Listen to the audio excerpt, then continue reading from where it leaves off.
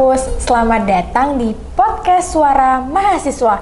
Bareng aku, Rara Rahidah. Hari ini yang bakal ngobrol seru banget soal dua dunia yang katanya suka dibandingkan.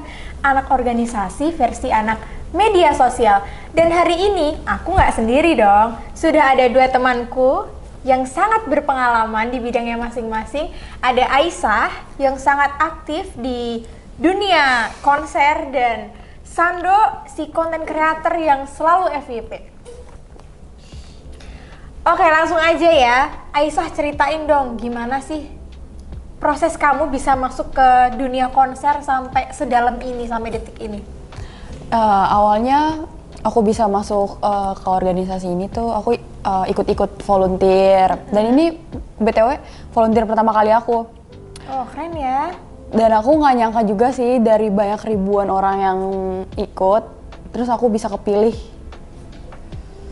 Berarti sebelumnya kamu belum pernah ikut volunteer yang konser begini ya? Belum pernah sama sekali. Kalau boleh tahu konser apa sudah terlaksana atau baru mau? Baru mau di tanggal 23, 24, 25 Mei. Wah, keren banget ya. Tangan teman-teman. Kalau Sando, biasanya kamu itu buat konten edukasi atau konten apa? Kalau aku random sih.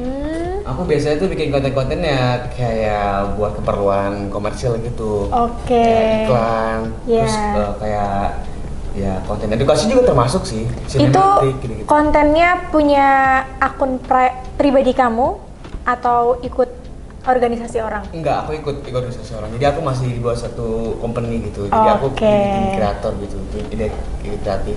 Oke, keren banget ya teman-teman. Mereka sibuk di bidang mereka masing-masing. Semoga mereka akan terbang tinggi dengan passion mereka masing-masing. Amin. Nah, ini penting banget. Kalian kan sibuk nih di bidang kalian masing-masing. Sedangkan kalian masih kuliah. Kalau Aisyah sendiri gimana cara membagi waktu untuk tetap aktif organisasi dan bisa mengikuti perkuliahan dengan tepat waktu untuk mengumpulkan tugas? Jadi kan kita kalau kuliah itu bisa seminggu 4 kali, bisa 3 kali kan. Nah kadang kita tuh hari Sabtu dan Minggu suka libur. Nah jadi biasanya aku kalau ambil event itu di saat aku hari libur kayak gitu. Jadi waktunya kuliah sama event itu nggak keganggu. Event-event, kuliah pun kuliah kayak gitu. Oke, berarti kamu seminggu full?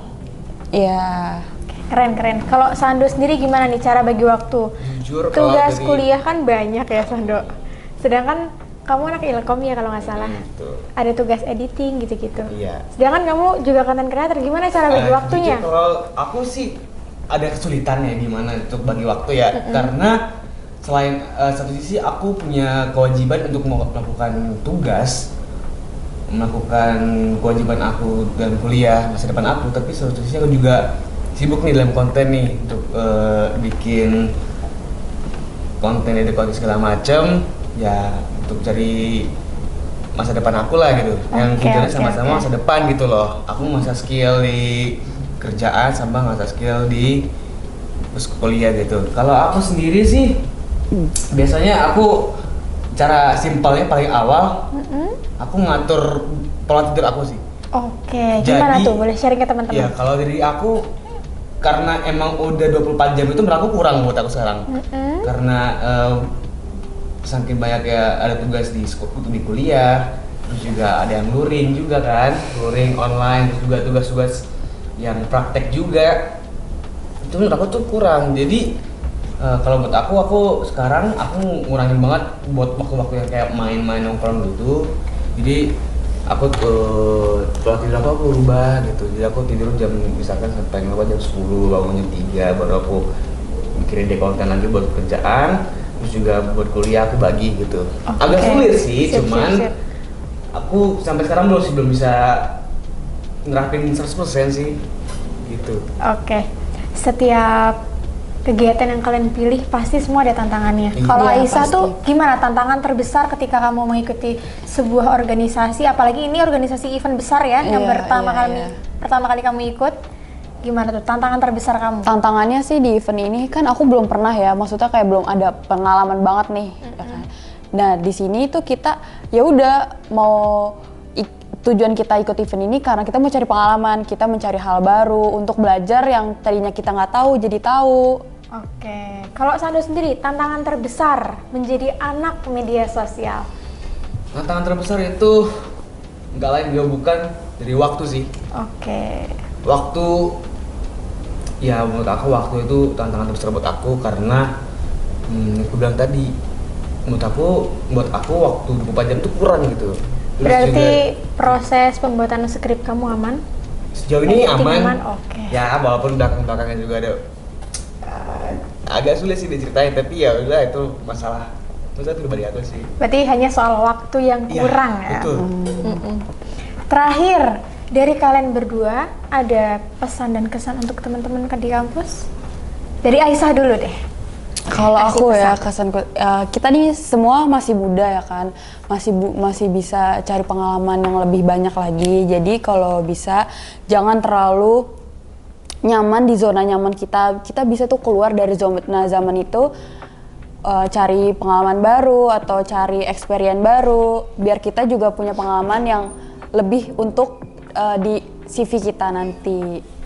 Kalau dari Sando ada pesan dan kesan untuk teman-teman? Kalau aku kurang lebih sama sih buat teman-teman sama kayak Aisyah. Cuman aku mau nekanin lagi lebih ke kita ini udah dewasa gitu loh. Sebagai tua umur kita juga harus semakin tua bercara berpikirnya.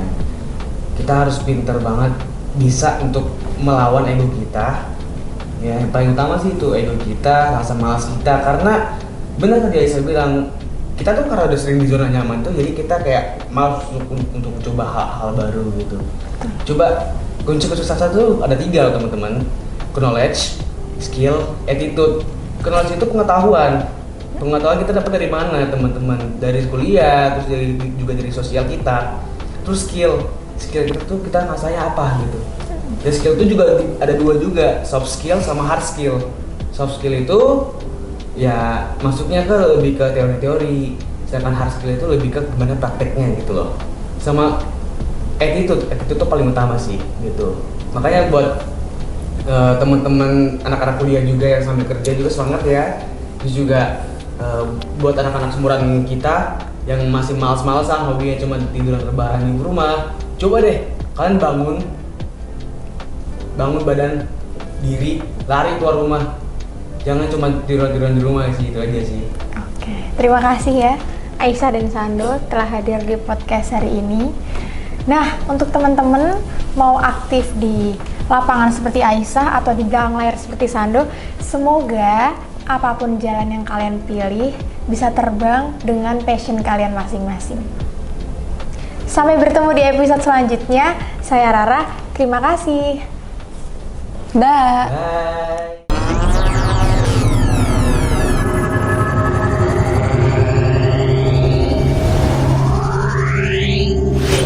Bye. Yeah.